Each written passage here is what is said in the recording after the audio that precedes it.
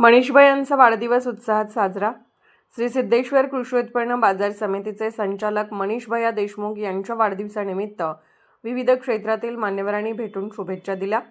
शहर उत्तरचे आमदार आदरणीय विजयकुमारजी देशमुख, मालक शहर अध्यक्ष रोहिणीताई तडवळकर, किरण देशमुख यांच्यासह शहर जिल्हा पदाधिकारी, विविध संघटना, विविध पक्षांचे पदाधिकारी यांनी शुभेच्छा दिल्या।